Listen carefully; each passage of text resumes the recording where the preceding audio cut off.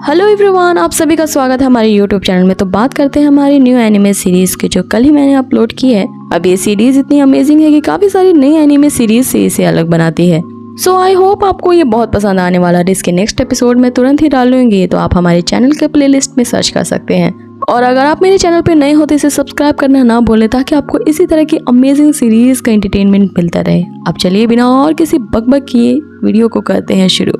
तो जैसे कि हमने पिछले एपिसोड में देखा था, फिंगमी उन रहस्यमय गुफाओं के अंदर चला जाता है, जहाँ सिर्फ उसे 3 दिनों का ही समय मिलता है। वहाँ गुफा की आत्मा उसे बताती है कि बाइडो नामक कल्टीवेटर का एक अपार शक्ति वाला खजाना अंदर छुपा है। अब वो गुफा की आत्मा उसे एक ऐसा आयरन शीट देती है जो उसे उस ट्रेजर के पास ले जाता है।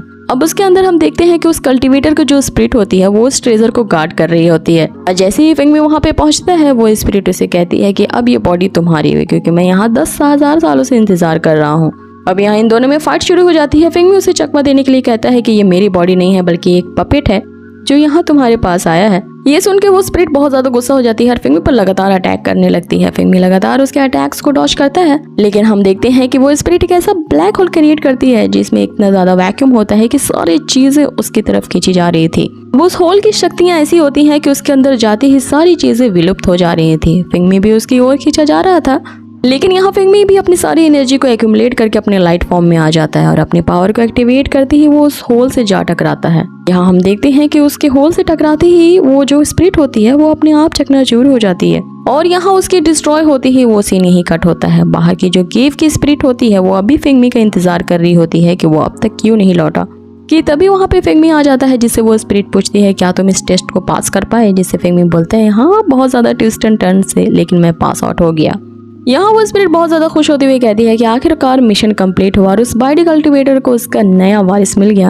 आगे वो कीव की स्पिरिट फिंगमी को वही आयरन शीट देते हुए कहती है कि ये बहुत ही रेयर काइंड ऑफ मटेरियल है और ये बाइडो के ट्रेजर में से एक है और इस मेटल के थ्रू तुम कोई भी तिलिस्मान को क्रिएट कर सकते हो। यहाँ फिंगमी सोच रहा होता है कि यहाँ तो मेरा बहुत ज्यादा फायदा हो गया, क्योंकि अब उसे तिलिस्मानिक पेपर खरीदने के लिए अपने बहुत सारे ट्रेजर्स को एक्सचेंज नहीं करना पड़ेगा, क्योंकि इस रेयरेस्ट मेटल के थ्रू वो खुद ही इसे क्रिएट कर सकता है। आगे वो स्पिरिट उसे बताती है कि ये सारी की सारी डिफिकल्टीज उसका टेस्ट लेने के लिए क्रिएट की गई थी, ताकि आने वाला जो सक्सेसर है उसके हार्ट को और टैलेंट को चेक कर सके, ताकि इस बाइडो कल्टीवेटर का जो भी वारिस चुना जाएगा उसका हार्ट काफी प्योर और वो टैलेंटेड भी होना चाहिए।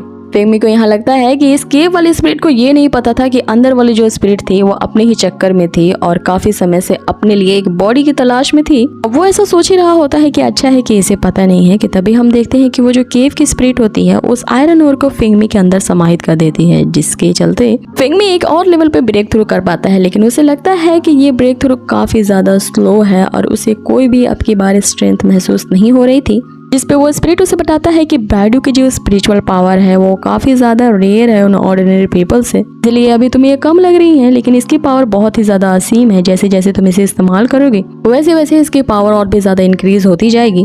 आगे वो स्पिरिट फिंगमी को एक अननोन जगह पे ले जाती है, जहाँ पे एक बैटलफील्ड उसे नजर आता है जो कि हवा में फ्लोट कर रहा होता है। फिंगमी के पूछने पर कि आखिर ये क्या है, वो स्पिरिट उसे बताती है, जिसपे वो स्पिरिट उसे बताती है कि ये वही एंशिएंट बैटल ग्राउंड है जहाँ 2 रेसेस यानी ह्यूमन बीइंग और मॉन्स्टर्स मिल करके लड़ाई करते हैं ओसियन डेमन रिल्म के खिलाफ। अब इस बैटलफील्ड में एक डेथ का ट्रोव है जो तुम्हारे लिए बहुत सारी नई अपॉर्चुनिटीज को ओपन करेगा। आगे वो बताता है कि ये एंशिएंट बेल्ट जल्दी रीओपन होने वाली है, जो काफी 1000 सालों में सिर्फ एक ही बार होती है, तो तुम इसमें हिस्सा ले सकते हो और अपनी लाइफ के लिए यहाँ पे गैम्बल कर सकते हो, क्योंकि अब तुम उस बाइडो कल्टीवेटर के नए डिसेंडेंट हो, इसके नए वारिस हो और आगे तुम्हें इसे बढ़ाना होगा। आगे वो ये कहते हुए कि इसके आगे की ट्रेनिंग तुम्हें खुद करनी होगी और मेरा सफर यहीं तक का था, क्योंकि मेरा मिशन कंप्लीट हो चुका है। वो स्पिरिट हवा में डिसअपीयर हो जाती है, लेकिन उसके पार्टिकल्स एक डिस्क में ट्रांसफॉर्म हो जाते हैं। फिंगमी यहाँ उस डिस्क को ले लेता है और उसे पता चलता है कि ये वही डिस्क होने वाली है जो उसे उस एंशिएंट बैटलफील्ड में टेलीपोर्टेशन में मदद करेगी।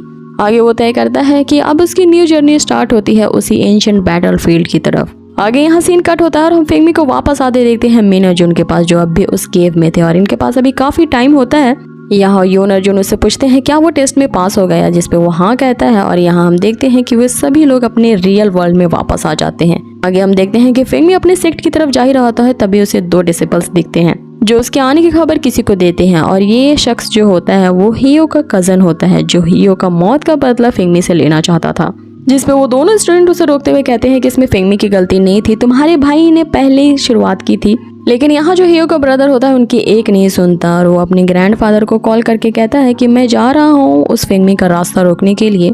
अब जैसे उसने मेरे भाई के साथ किया था मैं भी उसके साथ वैसा ही करूंगा। फिर भी वो हमारे माउंटेन गेट को ब्रेक थ्रू करने की कोशिश करता है तो आप उसे पकड़वा दीजिए उसके कई सारे चार्जेस लगा करके। अब वो ये मैसेज भेज देता है अपने ग्रैंडफादर को और जा खड़ा होता है फिंगमी के पास। फिंगमी उससे पूछता है कि आखिर तुम कौन हो, जिस पे वो कहता है कि मैं तुम्हारी मौत हूँ यहाँ पे और देखो तुम यहाँ पे कैसे मरते हो। आगे वो अपने आइस क्रिस्टल से फिंगमी पे अटैक करता है लेकिन फिंगमी उन अटैक्स को डॉज कर लेता है। फिर हम देखते हैं फिंगमी उस पे पीछे से अटैक करता है और उसके बनाए हुए बैरियर को भी तोड़ देता है। अब फिंगमी आगे जा ही रहा होता है कि वो उसका पीछा करता है अपने उसी आउल के साथ। आगे हम देखते हैं कि वो मैसेज उसके ग्रैंडफादर के पास पहुंचता है जो उस सेक्ट के मास्टर भी होते हैं। दूसरी तरफ हम इधर एक और भी स्टूडेंट को देखते हैं जो फिंगमी का खबर लाया होता है कि उसे एक बहुत ही अर्जेंट बात करनी है ग्रैंड मास्टर सुवेरियन से, लेकिन एल्डर ब्रदर हान ने उसका रास्ता रोक लिया है जो कि उस माउंटेन गेट के गार्ड भी हैं।